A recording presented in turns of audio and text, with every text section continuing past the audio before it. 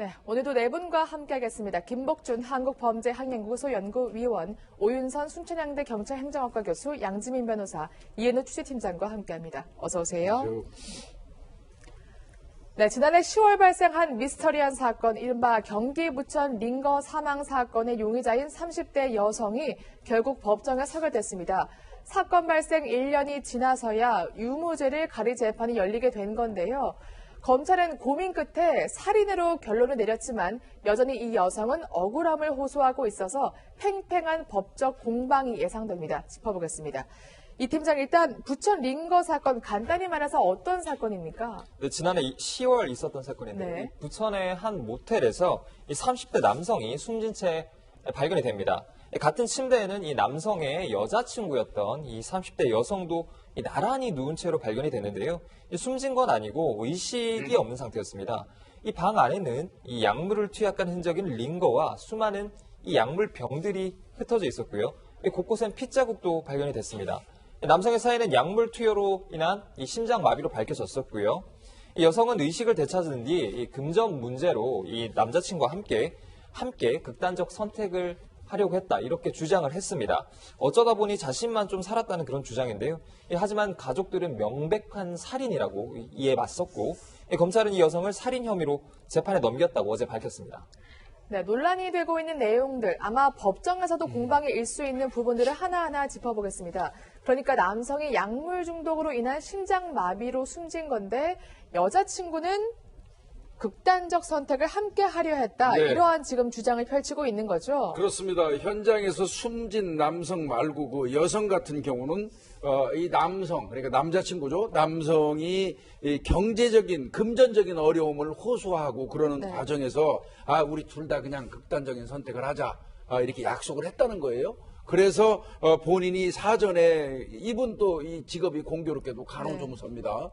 그러다 보니까 약물 같은 거를 사전에 미리 준비를 해가지고 남자친구한테 투약을 했고, 그 다음에 본인도 이제 같이 이 극단적인 선택을 하기 위해서 투약을 했는데 어떤 이유에서인지 모르지만 본인한테 꽂았던 링거 바늘이 빠지는 바람에 본인만 살았고 그 남자친구는 사망했다, 이런 얘기입니다. 그렇군요. 그러면 남자친구의 유족들이 지금 제기하고 있는 의문점들을 하나하나 살펴보겠습니다. 분명히 그 간호조무사의 여자친구도 뭔가 약물을 투여받았다면 뭔가 정신이 온전하지 않았을 텐데 어떻게 신고를 했겠느냐, 이렇게 의문을 제기하고 계시거든요. 네, 그렇습니다. 지금 이제 어떻게 신고를 했느냐라고 하는 것에 대해서 더 많은 이제 의혹을 제기를 하는데, 왜 그러냐면은 이제 신고를 7통이나 했어요. 그러면서도 이제 자기는 모텔 주소까지를 적은 것을 보냈단 말이죠. 그러니까 보통 이게 약에 취한 사람으로서는 하기가 어려운 그런 행위고요.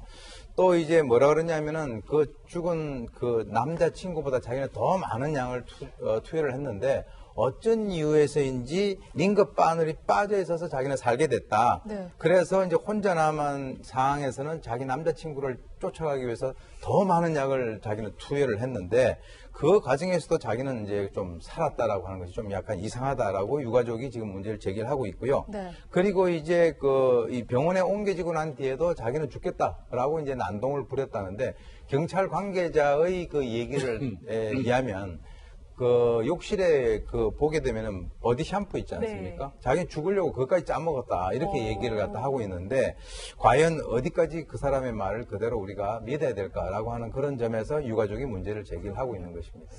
네, 그러면 변호사님, 정말 이 여성 아마 약물 검사를 했을 것 같은데 실제로 많은 양의 약물이 좀 검출이 됐습니까? 실제로 수사를 하면서 이 여성의 몸에 이제 약물 검출을 해봤더니, 테스트를 해봤더니 굉장히 다양한 약물이 검출이 되기는 했습니다. 디클로페nak, 리도카인, 프로포폴, 다양한 약물이 검출은 됐는데 실상 그 함유량조차 확인을 하기 어려운 정도의 치료 농도 이하의 결과가 나왔다라는 겁니다. 그러니까 별도의 치료조차 필요 없는 건강한 상태였다라고 해요, 그 당시에. 그러니까 사실은 이 여성은 나는 남자친구보다 더 많은 약물을 투여했다라고 주장을 했을지 모르겠지만 검출된 결과를 보면 실제로 남자친구보다 굉장히 극소의 이제 약물이 투약된 것으로 확인을 할 수가 있었고요. 무엇보다도 프로포폴이라고 하죠. 우리가 이제 수면 마취를 할 때 사용하는 그 수면 마취제 성분은 검출이 되지 않았습니다. 그러니까 사실은 마취가 돼야 정신을 잃고 뭔가 잠에 빠지고 수면에 빠지는데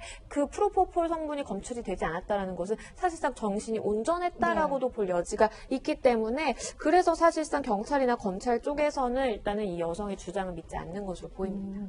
그러니까 남자친구는 많은 약물이 나왔습니다. 지금 보면 진통제도 나왔고요.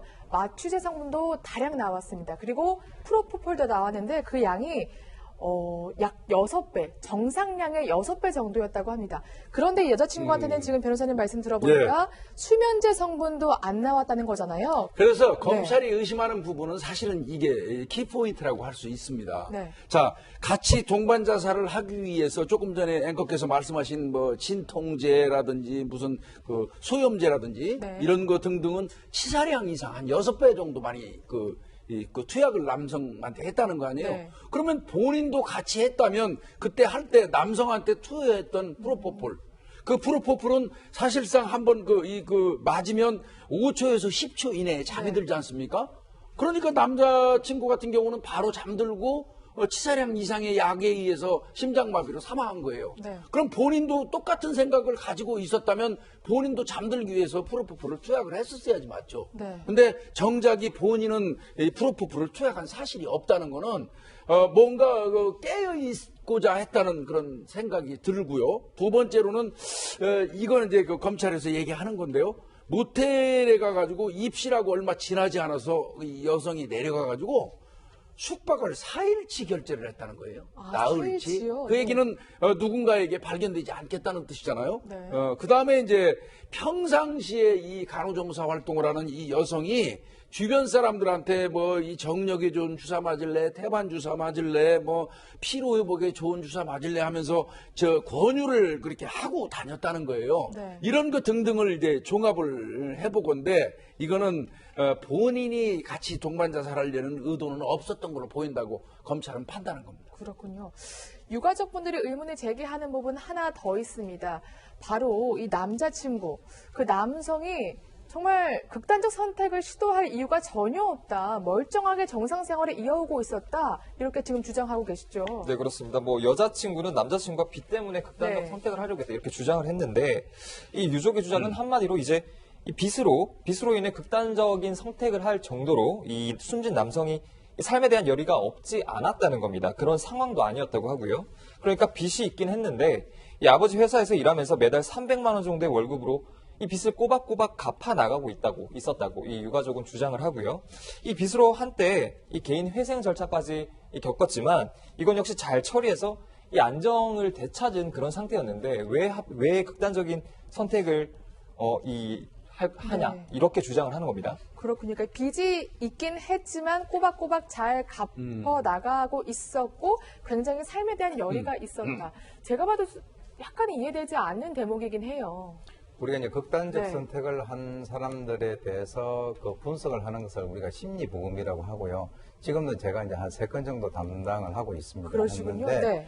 이 자살자들이 극단적인 선택을 하기 바로 직전에 있어서 선행 어떤 징후들이 있는데 지금 사실 이번에 돌아가신 이 남성분 같은 경우는 그런 징후들이 조금 약간 이상하다라고 저는 봅니다. 네. 왜 그러냐면은 이제 물론 뭐 빚이라든가 또는 뭐 여러 가지 개인 회생이라든가 이런 경제적인 문제가 있긴 있습니다만은 그 이후에 주위 사람들이 도움으로 해서 많이 극복을 한 그런 상태고 특히 이제 아버지 밑에서 꼬박꼬박 일하면서 그것을 계속적으로 갚아 나가고 있는 상태인데 우리가 좀 주목을 해야 될 것이 아버지 밑에서 일하면서 기술을 배워가지고요. 바로 그 일, 즉 다시 말해서 그 사건이 발생하기 한 3일 전에 그 기술과 관련되어 있는 자격증을 취득을 했다라고 하는 거죠. 네. 보통 이제 극단적 선택을 머리에 염두에 두고 있는 사람들은 그런 노력을 하는 것이 조금 이렇게 다른 사람들에 비해서는 좀 떨어지는 그런 것들이 있는데 그래서 과연 이런 상황에서 이 남성이 자기가 죽고 싶다라고 하는 그 얘기를 하고 그 여성에게 자기를 죽여달라라고 하는 얘기를 했을까라고 하는 것에 대해서 여러 사람들이 의문을 품고 있는 것이죠. 그렇군요. 교수님께서도 조금 의문스럽다 말씀해 주셨습니다.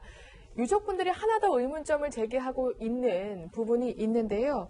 그러니까 사건 이후에 분명히 굉장히 충격적인 사건이었는데 이 여자친구가 이후 생활하는 태도를 보면 과연 이러한 끔찍한 일을 겪은 사람으로서의 맞는 태도인지 의문스럽다 이렇게 얘기하고 계시거든요. 맞습니다. 그러니까 유가족들의 이제 주장에 따르면 사실 이 여성이 이제 경찰 조사 단계에서도 내가 정신과 치료를 받고 있을 정도다라고 주장을 했고 실제로 그러한 이유로 이제 구속이 되지 않았었다라고 이제 얘기를 하거든요. 그런데 실제 생활이 나타나고 있는 그 SNS 게시글들을 살펴보면 뭐 술도 사실상 자주 마시고 있고 근데 뭐 흥에 겨워서 뭐 7080 라이브 카페까지 즐기고 있었다라고 하고 그리고 가족 연말 모임이라고 하면서 뭐 고깃집에서 삼겹살에 뭐 소주를 마시는 그 영상까지 올라오고 사진까지 올라오는 걸 보면 굉장히 화기애애하고 즐거워하는 모습이었다라는 겁니다. 그래서 사실은 최근까지도 아무렇지도 않게 뭐 영화도 즐기고 일상생활을 이어나가는 걸 보면 이런 극단적인 선택을 본인이 생각을 했다가 남자친구를 잃고 그 상실에 잠긴 그 여성의 이제 모습이라고 볼 수 있느냐라고 하면서 사실은 유가족들은 그 살인의 고의에 대한 의문을 제시를 하고 있는 겁니다.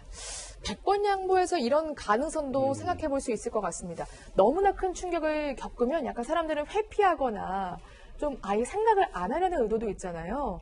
이러한 가능성도 좀 있을까요?